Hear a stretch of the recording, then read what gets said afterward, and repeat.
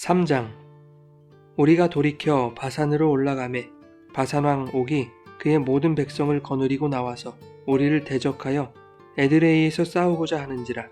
여호와께서 내게 이르시되 그를 두려워하지 말라. 내가 그와 그의 모든 백성과 그의 땅을 내 손에 넘겼으니 내가 헤스본에 거주하던 아모리 족속의 왕 시온에게 행한 것과 같이 그에게도 행할 것이니라 하시고, 우리 하나님 여호와께서 바산왕 옥과 그의 모든 백성을 우리 손에 넘기심에 우리가 그들을 쳐서 한 사람도 남기지 아니하였느니라. 그때에 우리가 그들에게서 빼앗지 아니한 성읍이 하나도 없이 다 빼앗았는데 그 성읍이 60이니 곧 아르곱 온 지방이요 바산에 있는 옥의 나라이니라.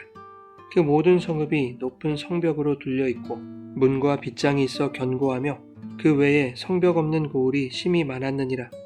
우리가 헤스본 왕 시온에게 행한 것과 같이 그 성읍들을 멸망시키되 각 성읍의 남녀와 유아를 멸망시켰으나 다만 모든 가축과 그 성읍들에서 탈취한 것은 우리의 소유로 삼았으며, 그때에 우리가 요단강 이쪽 땅을 아르논 골짜기에서부터 헤르몬 산에까지 아모리 족속의 두 왕에게서 빼앗았으니 헤르몬 산을 시돈 사람은 시륜이라 부르고 아모리 족속은 스닐이라 불렀느니라.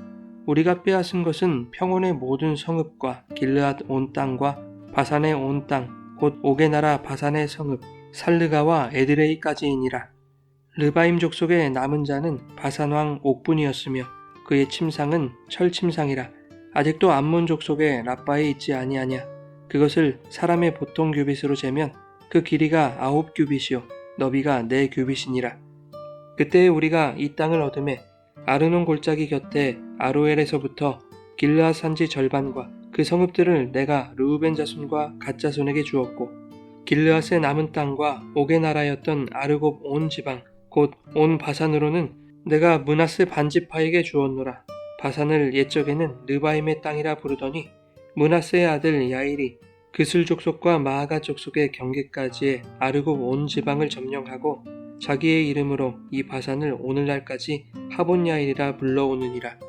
내가 마길에게 길르앗을 주었고 르우벤 자손과 갓 자손에게는 길르앗에서부터 아르논 골짜기까지 주었으되 그 골짜기의 중앙으로 지역을 정하였으니 곧 암몬 자손의 지역 야복강까지며 또는 아라바와 요단과 그 지역이요 긴네렛에서 아라바 바다 곧 여메와 비스가 산기슭에 이르기까지의 동쪽 지역이니라.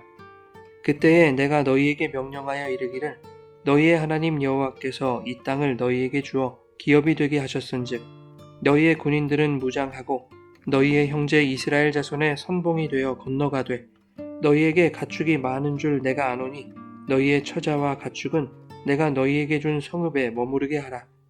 여호와께서 너희에게 주신 것 같이 너희의 형제에게도 안식을 주시리니 그들도 요단 저쪽에서 너희의 하나님 여호와께서 그들에게 주시는 땅을 받아 기업을 삼기에 이르거든 너희는 각기 내가 준 기업으로 돌아갈 것이니라 하고, 그때에 내가 여호수아에게 명령하여 이르기를 너희의 하나님 여호와께서 이 두 왕에게 행하신 모든 일을 내 눈으로 보았거니와 내가 가는 모든 나라에도 여호와께서 이와 같이 행하시리니 너희는 그들을 두려워하지 말라.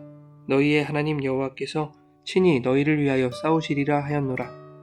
그때에 내가 여호와께 간구하기를 주 여호와여, 주께서 주의 크심과 주의 권능을 주의 종에게 나타내시기를 시작하셨사오니 천지간에 어떤 신이 능히 주께서 행하신 일, 곧 주의 큰 능력으로 행하신 일같이 행할 수 있으리이까. 구하옵나니 나를 건너가게 하사 요단 저쪽에 있는 아름다운 땅, 아름다운 산과 레바논을 보게 하옵소서 하되, 여호와께서 너희 때문에 내게 진노하사 내 말을 듣지 아니하시고 내게 이르시기를 그만해도 족하니 이 일로 다시 내게 말하지 말라. 너는 비스가 산 꼭대기에 올라가서 눈을 들어 동서남북을 바라고 내 눈으로 그 땅을 바라보라. 너는 이 요단을 건너지 못할 것임이니라. 너는 여호수아에게 명령하고 그를 담대하게 하며 그를 강하게 하라. 그는 이 백성을 거느리고 건너가서 내가 볼 땅을 그들이 기업으로 얻게 하리라 하셨느니라. 그때에 우리가 벳보올 맞은편 골짜기에 거주하였느니라. 여러분, 좋은 아침입니다. 오늘도 말씀의 은혜가 여러분의 삶에 풍성히 임하기를 소망합니다. 2장에서 헤스본 왕 시온을 무찌른 이야기에 이어 3장에서는 바산왕 옥에게서 승리한 싸움을 회고하고 있습니다. 요단 동편의 이 두 왕은 모두 아모리 사람이었는데 아모리 족속은 하나님께서 이스라엘에게 약속의 땅에서 쫓아내도록 하신 7 족속 중 한 족속이었습니다. 비록 시온과 옥이 요단 동편을 다스리던 왕이었다 하더라도 이스라엘과 그들의 싸움은 사실상 가나안 정복전쟁의 시작을 알리는 전투였던 것이죠. 헤스본 왕 시온과 바산 왕 옥은 당시에 매우 강력한 왕이었습니다. 민수기 21장 26절에 의하면 시온은 모압 왕을 쳐서 그의 모든 땅을 아르논까지 빼앗을 정도로 강한 왕이었습니다. 그런가 하면 본문 11절은 바산 왕 옥이 거인족인 르바임 족속의 마지막으로 남은 자였다라고 말하고 있습니다. 그는 가로 세로 약 4m에 1.8m나 되는 철침대를 사용했을 정도로 마치 골리앗처럼 신체가 장대한 사람이었습니다. 또한 바산은 철침상을 만들 정도로 철기 문화가 발달한 지역이었고 4절과 5절에 의하면 높은 성벽으로 둘려있는 성읍이 60개나 되는 큰 나라였습니다. 성벽으로 둘려있다는 것은 정비된 군대를 갖추고 있다는 뜻이기도 하죠.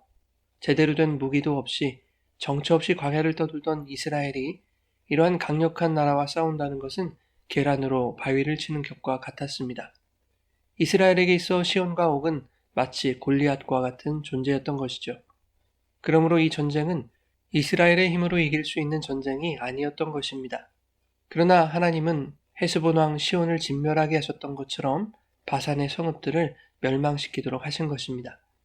모세가 이스라엘 백성 앞에서 이 전투에서의 승리를 회고하고 있는 이유는 이 승리가 이스라엘의 능력으로 얻은 승리가 아닌 하나님의 은혜로 얻은 승리였음을 교훈하기 위함인 것입니다. 또한 이제 곧 본격적인 정복전쟁에 돌입해야 하는 이스라엘의 사기를 북돋을 뿐만 아니라 승리에 대한 확신을 갖게 하기 위해서였습니다. 모세는 무리바 사건으로 인해 가나안 땅에 들어갈 수 없었기 때문에 하나님의 뜻에 따라 자신의 후임으로 여호수아를 세웠습니다. 본문 21절에 그 여호수아에게 이렇게 명령했음을 말하고 있죠. 그때 내가 여호수아에게 명령하여 이르기를 너희의 하나님 여호와께서 이 두 왕, 즉 시온과 옥에게 행하신 모든 일을 내 눈으로 보았거니와 내가 가는 모든 나라에도 여호와께서 이와 같이 행하실 것이다. 이스라엘이 시온과 옥에게서 승리하게 하신 일이 얼마나 놀랍고 위대한 일인지를 알 수 있는 말씀이죠. 이처럼 시온과 옥이라는 두 인물은 이스라엘에게 있어서 잊을 수 없는 이름이었고 세상의 강력한 왕이었지만 역설적이게도 그들의 이름은 하나님이 이스라엘에게 허락하신 승리의 상징으로 불려지게 되었던 것입니다. 이스라엘 백성은 이 두 왕과의 전투를 회고하며 앞으로 있을 모든 전투에서도 하나님이 이스라엘을 위하여 친히 싸워주실 것을 확신하게 되는 것이죠. 이스라엘은 시온의 땅을 점령하고 이어서 바산까지 접수했습니다. 이스라엘이 점령한 요단 동편 땅의 경계는 사해 중간에 위치한 아르논 강부터 북쪽으로 갈릴리 호수를 지나 헤르몬 산에 이르는 대단히 넓은 땅이었습니다. 12절부터는 이 요단 동편 땅을 르우벤과 갓 그리고 므낫세 반지파에게 나눠준 내용을 전하고 있는데 이것은 자칫 다른 지파에게 낙심거리가 될 수도 있는 문제였죠. 왜냐하면 나머지 지파들은 요단강 건너 서편에서 가나안 정복전쟁을 치러야 하기 때문입니다. 그러니 형평성에 맞지 않다고 생각할 수 있는 것이죠. 또한 동편에 정착하는 자들의 수만큼 이스라엘의 전투력이 상실되는 것이기 때문입니다. 그래서 모세는 요단 동편에 정착할 지파의 처자와 가축만 동편에 머무르게 하고 싸울 만한 남자들은 요단강 서편에서 있을 정복전쟁의 선봉에 서도록 했습니다. 그들은 전쟁이 모두 끝나고 다른 지파들에게도 안식이 주어질 때 비로소 동편으로 돌아가게 되었던 것이죠. 그렇다고 해서 동편에 있는 처자들을 아무런 보호 조치 없이 방치한 것은 아닙니다. 2차 인구조사에서 르우벤과 갓, 므낫세 반지파에 속한 20세 이상의 남자의 수는 대략 11만 정도였습니다. 그런데 여호수아 4장 13절에 의하면 그중 4만 명가량만이 요단강 서편의 가나안 정복전쟁에 참가했습니다.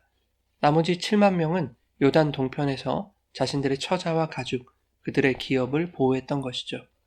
그런데 하나님이 이스라엘에게 약속하신 땅이 아님에도 불구하고 요단 동편 땅을 기업으로 허락하신 중요한 이유가 있었습니다. 요단 동편 땅은 시온과 옥에게서 점령한 헤스본과 바산이라고 하는 사해로 시작하여 북쪽으로 헤르몬 산에 이르는 넓은 땅이었죠. 그 땅에 이스라엘의 두 지파와 반지파가 정착하게 하심으로써 요단강을 건너 서편의 가나안 땅을 넘보는 세력을 원천적으로 막으신 것입니다. 자기 백성을 보호하시는 하나님의 배려와 은혜가 얼마나 깊은 것인지를 알 수 있는 것이죠. 23절부터는 가나안 땅에 들어가지 못하게 된 모세가 하나님께 간구했던 내용입니다. 모세는 자신도 요단강을 건너갈 수 있게 해달라고 기도했지만 하나님은 그의 간구를 거절하시죠. 모세가 가나안 땅에 들어가지 못하게 된 것은 무리바 사건 때문이기도 하지만 이스라엘이 가나안 땅에 들어가는 것이 모세의 공로가 아니라 하나님의 은혜로서만 들어가는 것임을 모세의 죽음을 통해 교훈하시려는 의도가 깔려있기도 한 것입니다. 아마도 모세가 이스라엘을 이끌고 가나안 땅에 들어갔다면 모세를 숭배하려는 자들이 나타나게 될 것입니다. 보이지 않는 하나님보다 모세를 애굽에서 자신들을 인도해낸 보이는 신으로 숭배할 가능성이 큰 것이죠. 그래서 신명기 마지막 장에서 모세의 죽음을 보도하면서 오늘까지 그가 묻힌 곳을 아는 자가 없다라고 말하고 있는 것이죠. 일생을 하나님의 뜻에 순종하며 불순종과 원망을 일삼았던 이스라엘을 끝까지 섬겼던 그 위대한 지도자 모세였지만 하나님은 그러한 모세를 죽이심으로 이스라엘에 발생할 우상적 요소를 제거하시는 것입니다. 예수님도 마찬가지입니다. 예수님은 생명의 양식을 주시고 영혼을 치유하시는 구원자로 이 땅에 오셨습니다. 그러나 사람들이 기대하는 예수님은 육의 양식을 공급해주고 육신의 병을 고치는 정치적 왕이 되어주길 바랬습니다. 인간이 기대하는 그런 예수님은 인간이 만들어낸 우상에 지나지 않은 것이죠. 그래서 그분이 십자가에 달려 죽어야 했던 것입니다. 하나님은 모세를 죽게 하심으로 이스라엘을 가나안으로 인도하시는 분이 하나님이심을 알게 하실 것입니다. 또한 모세의 죽음을 통해 모세의 후계자로 세워진 여호수아를 통해 일하시는 분 또한 하나님이심을 알게 하시는 것이지요. 사랑하는 여러분, 에베소서 6장에는 우리의 씨름은 혈과 육을 상대하는 것이 아니라 통치자들과 권세들과 어둠의 세상 주관자들과 하늘에 있는 악의 영들을 상대하는 것이라고 말씀합니다. 그렇기에 하나님의 전신갑주를 취하라고 말씀하시죠. 사람의 힘과 능력으로는 이길 수 없는 싸움이기에 하나님을 의지하라는 것입니다. 하나님은 어린 다윗과 같은 이스라엘을 통해서도 골리앗과 같은 바산의 왕을 무찌르신 강한 팔이십니다. 또한 하나님은 이스라엘이 요단 동편 땅을 정복하게 하셔서 서편으로 침투할 세력을 근원적으로 차단하실 만큼 치밀한 지략가이시자 견고한 방패이십니다. 이것을 믿으며 오늘도 하나님께서 연약한 우리 안에서 행하실 놀라운 일들을 기대하고 골리앗 같은 세상과의 싸움에서 승리케 하실 것을 신뢰하며 오직 하나님만을 바라보고 의지함으로 천국을 향해 담대히 나아가는 믿음의 발걸음이 되시기를 예수님의 이름으로 축원합니다.